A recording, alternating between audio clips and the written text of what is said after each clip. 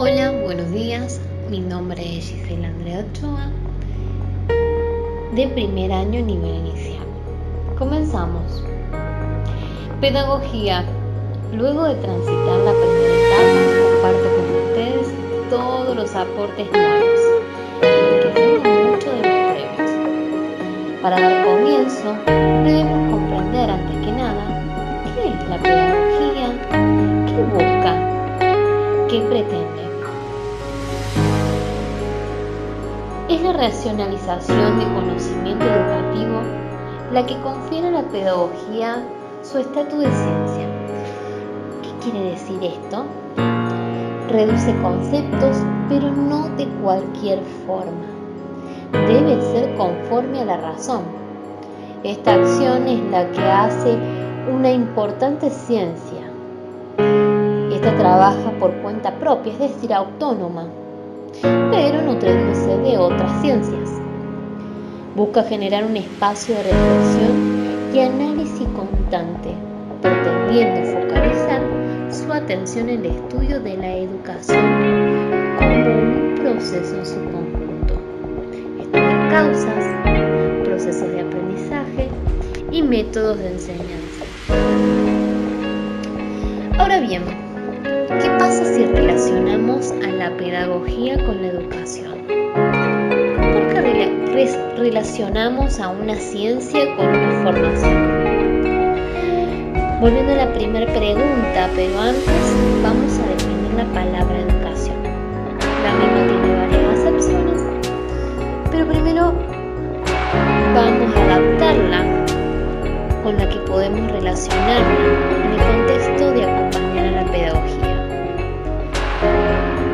La misma es crianza, enseñanza, doctrina que se da a los niños y a los jóvenes. No debemos descartar que es una acción y efecto de educar.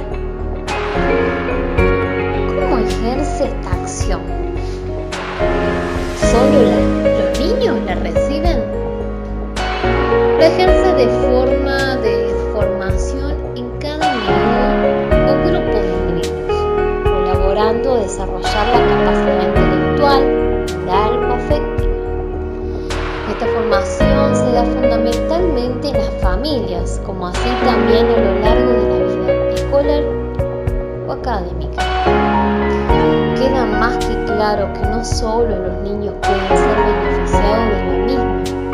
Los seres humanos, si nos permitimos, somos personas en constante proceso. Para volver con la relación entre pedagogía y educación, lo haremos de la mano de Enrique Bambosa, pedagogo y autor.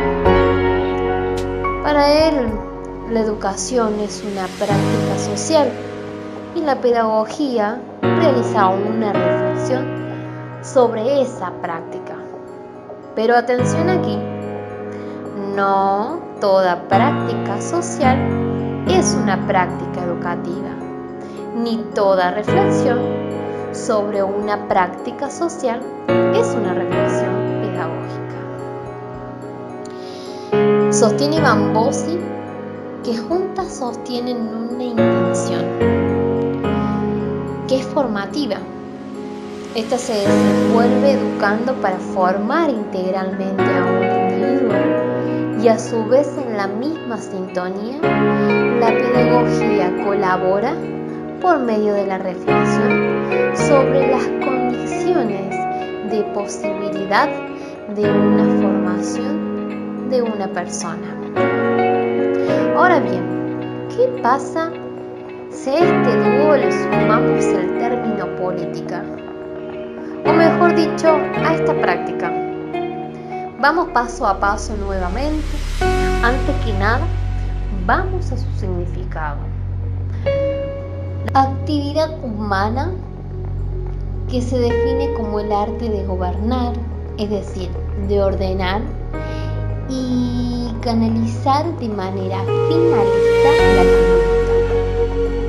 Cerrando esto, podemos decir que su fin es el bien común y construir el bien común es un proceso histórico único. Continuamos con esta relación. En primer término, afirmamos que la educación educación es una práctica política y la política es una práctica educativa. En segundo término, afirmamos que la reflexión pedagógica constituye una reflexión política y esta una reflexión pedagógica. Pero, ¿qué pasa si el fin de la política y de la pedagogía se ve alterada?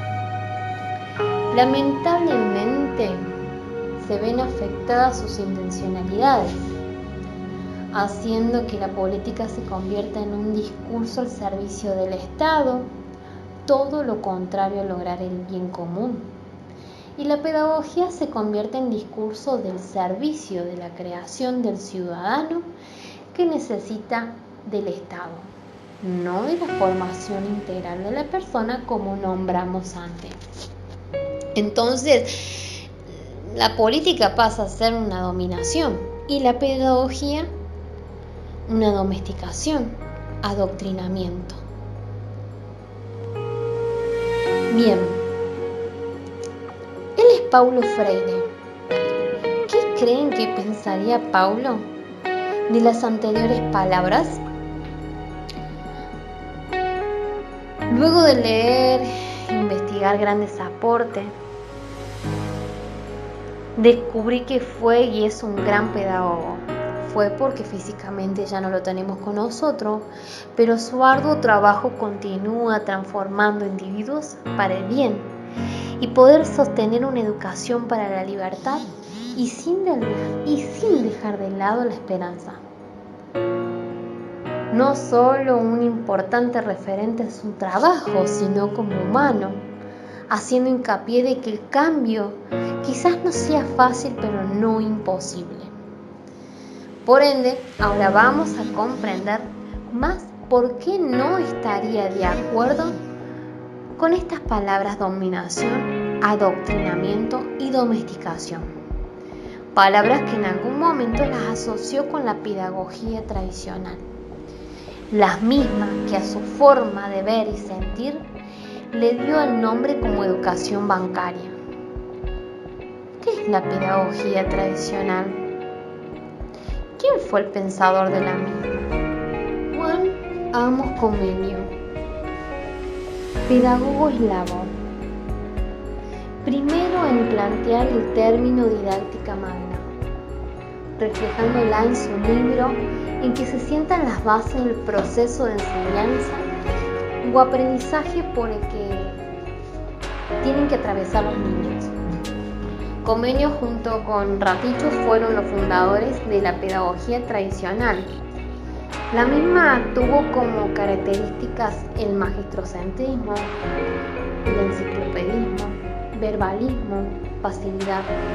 En este tipo de pedagogía también debemos distinguir otros puntos fundamentales: los propósitos, los contenidos, la secuencialidad, el método, los recursos didácticos y la evaluación. Todas estas características no solo hacen la pedagogía tradicional. Es de aquí que Paulo Freire hace mención a una educación bancaria, lo cual el educador, podemos decir que en este contexto es el rol del maestro. Brinda sus conocimientos como un depósito o una donación al educando, que pasa a ser el alumno quien la recibe. El detalle es que así como lo brinda el educador, lo absorbe el educando. Así, tal cual se brinda, exactamente igual, sin dar lugar de poder razonar, hacer un aporte crítico, dar otro tipo de argumentos. Siempre se va adoptando al gusto del docente al educar. Me pasa algo muy personal que me surgió una duda justo en este momento. ¿Paulo Freire estará de acuerdo con el sistema del modernismo instaurado en nuestro país en manos de Domingo Faustino Sarmiento? Vamos a preguntarle.